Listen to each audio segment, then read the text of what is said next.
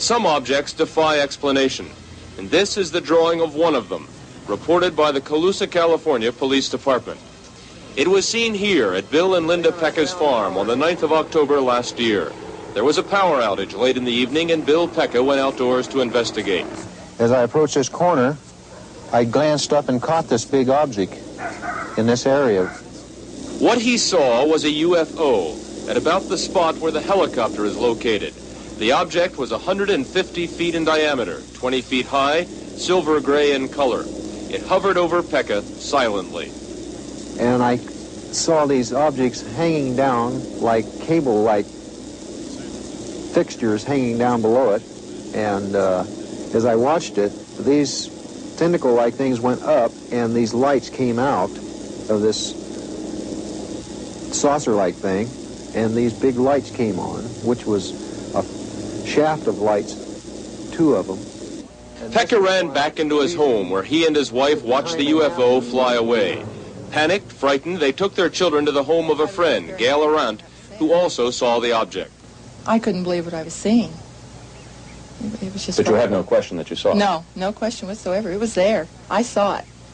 It doesn't matter to me if anyone believes me or not. I know what I saw, and Bill too. I mean, it was frightful.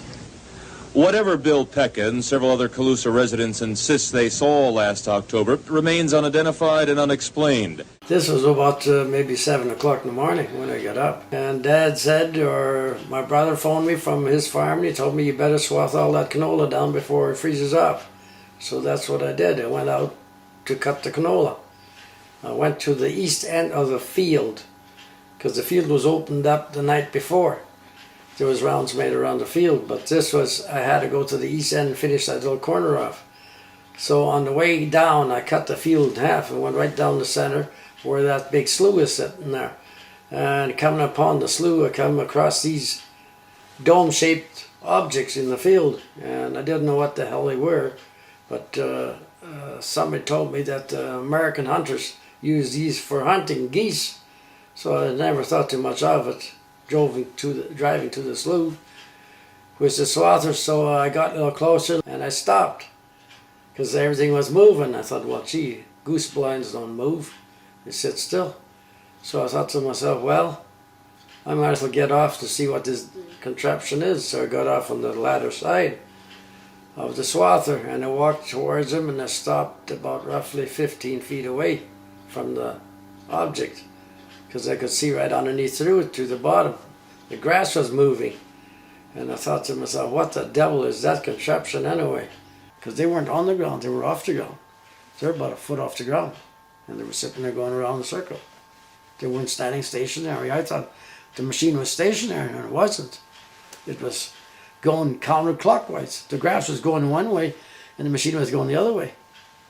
So I walked a little closer. I wanted to really see what it was, but it was moving. And instinct told me to back up. So I backed up to stand about at least 15 feet away from him. And I thought to myself, well, that's kind of odd. It's going the opposite way. It's going counterclockwise. It's not going clockwise. It's going counterclockwise. Grass was moving one way and the machine was going the other way. And I thought, well, that's kind of weird. I thought, well, I wonder who the hell it is. Some joker probably playing a trick on me. And I was going to walk a little closer, and instinct told me to keep my distance. So I kept my distance, and I walked around and looked at it. What the devil? There's another one on the other side. There were 3 in a row. One on the south side, about maybe 100 feet away. Another one on the north side, 100 feet away. And there was 3 in the center. All 5 machines. There was 2 on the end there. The 2 little ones were guarding the 3 big ones in the center. And it was sitting in a half-moon shape. They were sitting like this, all in a circle, half-moon position. The others were sitting here. They were sitting here, and I was here. Coming down to turn around, I was about 15 feet away. I know you've answered this question a million times, but it wasn't natural. It was a machine. These were machines. It was a machine. What's the weirdest case you've ever studied?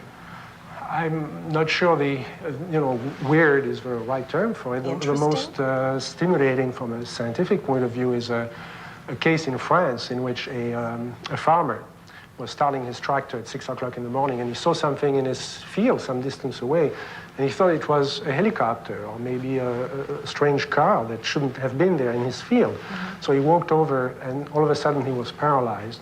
He saw two small creatures. They were not quite the ones that you have here. They were very small, but they had normal heads, and they had normal human features, but he was paralyzed. And they started speaking to each other in some strange language, went back into the object took off. The interesting thing is that there were traces left. Those traces were studied by various agencies of the French government. There was no question he was not lying. The traces could not be duplicated.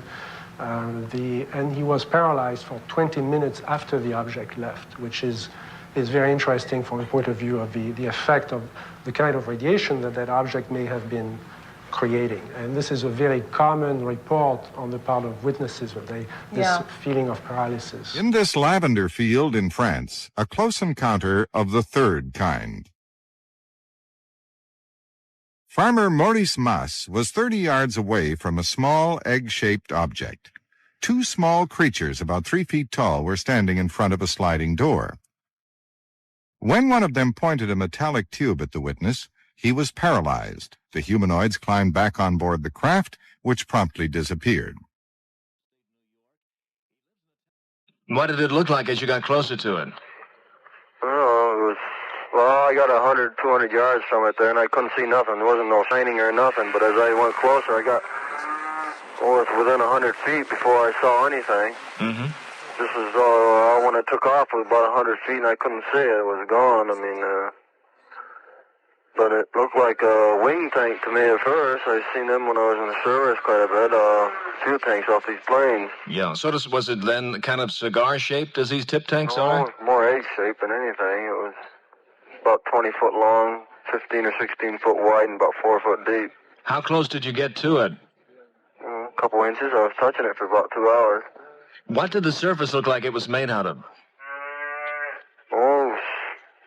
Aluminum colored, whitish colored, had a whitish cast to it, but it wasn't bright. It was shiny, but it wasn't real bright. It was just like a dish of some kind of cooking dish, really, about what it was. As a nearly full moon has kept total darkness from falling here in Ellsbury, some farmers will be spending a long night.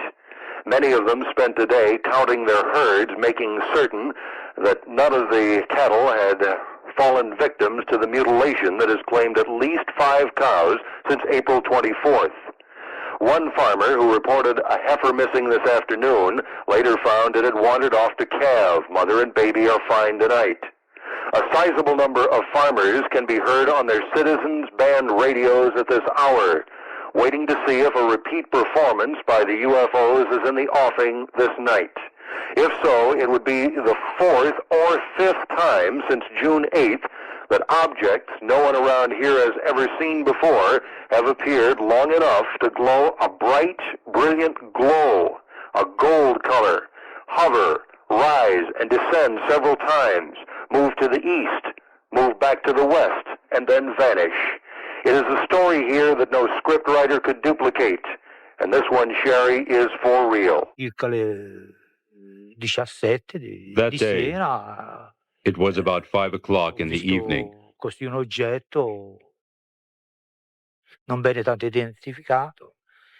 I was working in the fields when I saw a strange object. I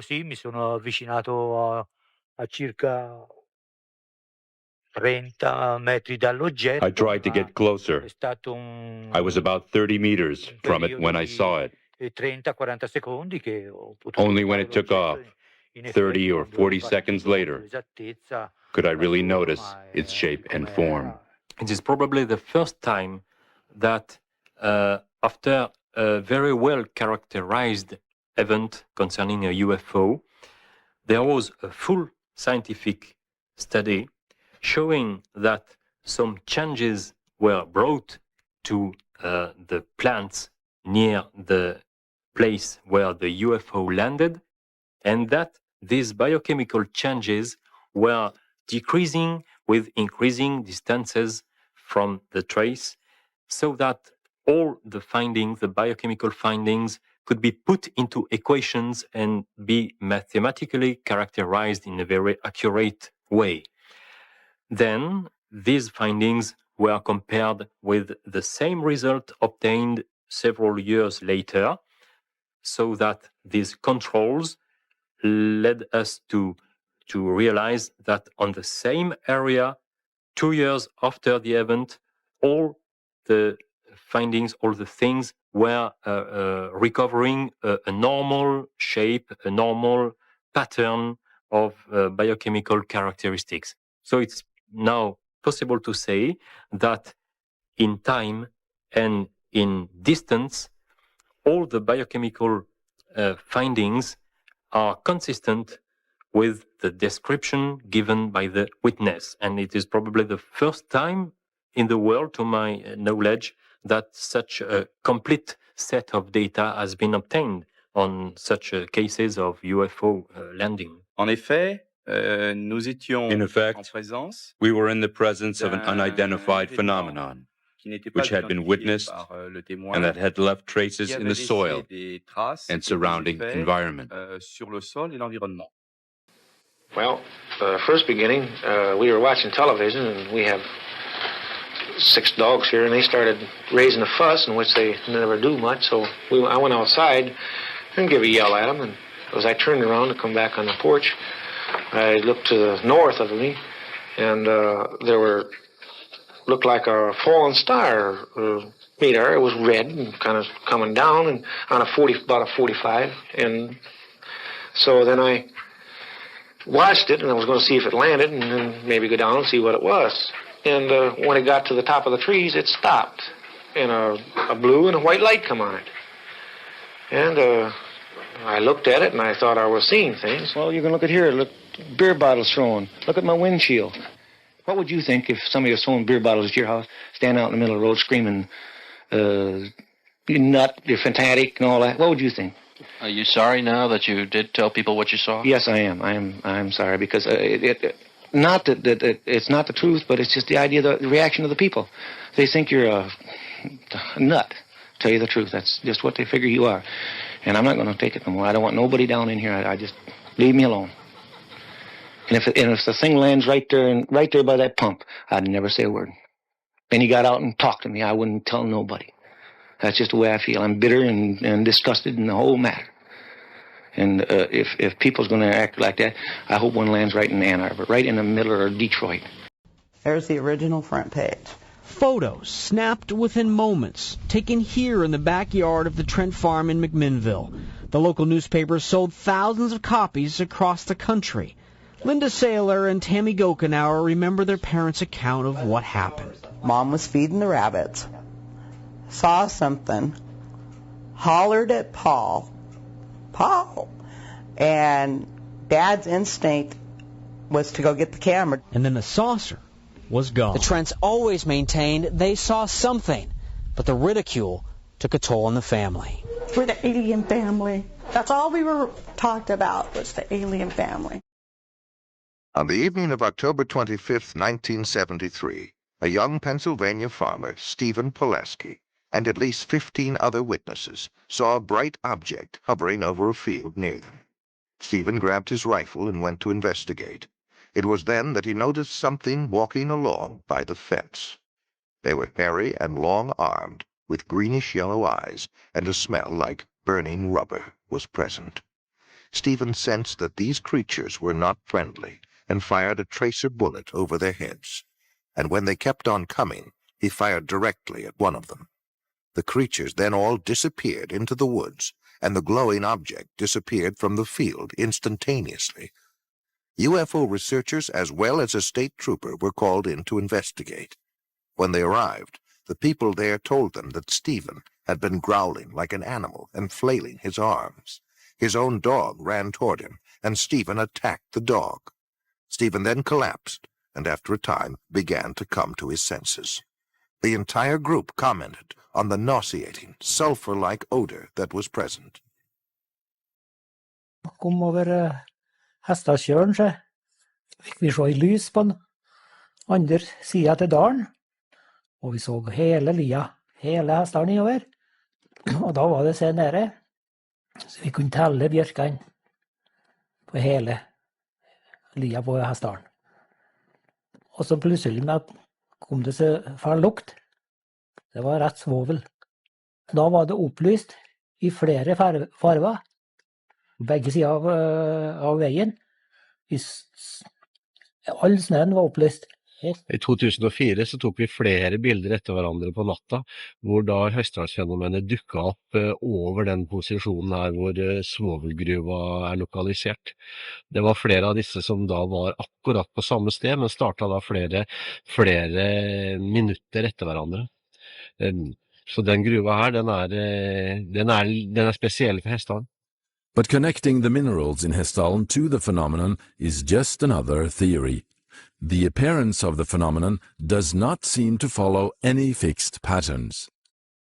It was overcast, no sunshine, sort of a dull-ish sort of day, and suddenly in front of me was a tube running up about 1,000 feet. Oh, well, I'm not a good judge, but I would say 1,000 feet plus, or coming down out of sight onto the ground. This was not very many yards away from me, but the important point about it that struck me with it was the circular motion of the ashes in the grit on the ground. It didn't appear to be being sucked up the tube. It was just rotating at high speed on the ground, about 2 feet wide, 2 feet 6 perhaps on the ground. And the tube was vertical and perpendicular, and it didn't grow at the top or anything. And that was unusual. That was one of the unusual things about it. And this went on for several minutes. And then this died away, and then another one appeared about 200 yards from me then, in the other corner of the field. And this was a similar situation, again, lasting about the same time. It's this field here. It was in winter barley at the time. It's a cornfield most of the time. And looking across, diagonally, looking at the wood behind, it was to the left, about halfway along the wood line that you can probably see on the film. The first one, where I stood in the field nearby. And then, when that died away, the second one appeared near the tree, near the woods, in the far distance, just in the field there, and the same thing happened there. But it was uncanny. I've worked these fields for 50 years, and I've never seen anything like it before, nothing at all like it. How long did the tubes last?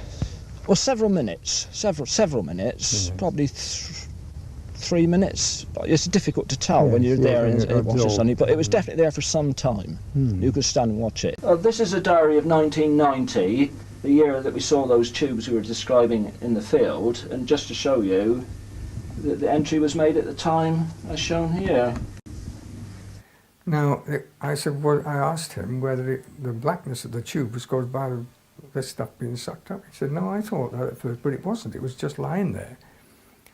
It wasn't caused by the... also, he could see through the bottom of it, which indicates a kind of polarization effect, possibly. And it occurred to me that he could have witnessed the kind of beam that I'm talking about. That this was the kind of energy that might be used for crop formation. But he was watching it, he was looking at it with the beam unfocused. The beam was parallel, it was a parallel sided beam, and he had just seen it in scan mode in effect. But perhaps if it had been focused at the bottom like that, it might have actually pushed the crop down, you see, the same kind of energy.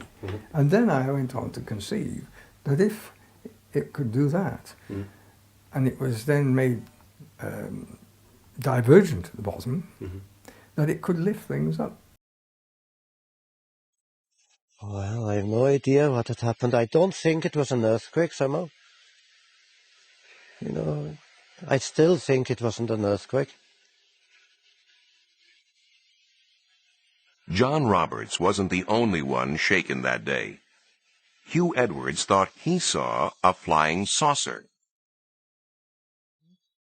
And I saw this object come in along the mountain with the size of a bus, really, right in the middle, with two ends, came across the mountain towards the road there.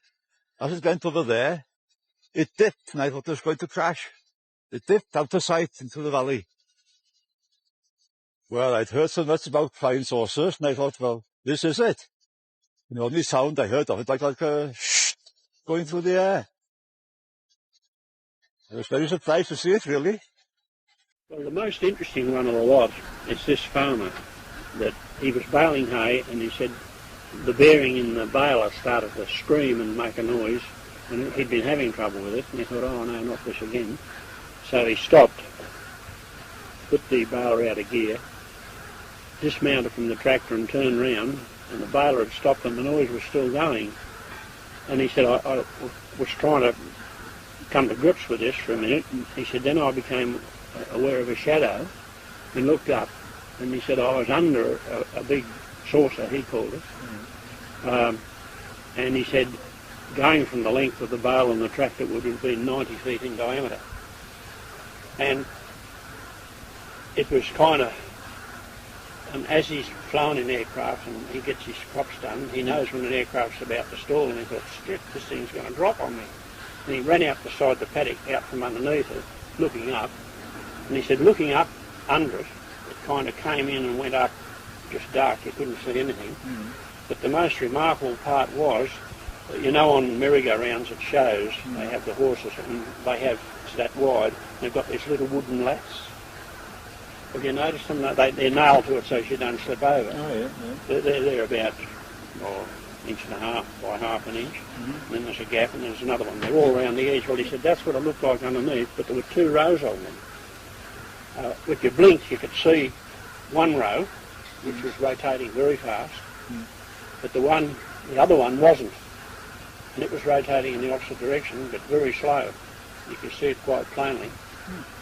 And he said as it moved slowly along, it kind of came up like that, but there was a piece sticking up out of the top like a dome, and around the bottom of the dome appeared to be a black seal of some kind. That's what he took it to be, like a weather seal or something. And he said the dome had like a church door in it with an arched top, but no windows that he could see, and no handle on the door or anything. And he said on what he took to be the rear of it, there was slight protrusions that he would call rudders. Two big round holes, and he said there was shimmering heat coming out of one, and the other one, there were little spurts of flame coming out of it, and he gained the impression that one engine wasn't working, you know, because one disc wasn't spinning, and then, as he cleared it, he said the most remarkable thing of all, there was a Cessna aeroplane stuck to the side of it. The whole aeroplane? The whole aeroplane, yeah. He said the aeroplane, the tops of the wings were flat against the side of it, and the tail was kind of hanging down a bit clear of the edge. And he said there were no chains or ropes or anything like that visible. And I think he said there was some oil running down the side of the Cessna, and he thought this may have been ingested if there was an air intake underneath or something, because heat and flame coming out would suggest air burning, wouldn't it? Yeah. Or something like that. Combustion And anyhow, he scratched the registration number on the tractor with a nail, and he said, next time I come up, I'll give you the number. And he did. It's written down at the shop in a book. And the interesting thing is, it was the day following when that plane went missing between Victoria and Tasmania. Right. You know, when that one, he rang up and said there were lights around him and all kinds of things. Yeah. So this would have put it back in around about October 78. Yes, yeah. And it was the day following it. He said, anyhow, he said, this thing moved off in the direction of where the military manoeuvres were. He said it kind of went over the ridge. He said the last he saw of it with this high-pitched sound.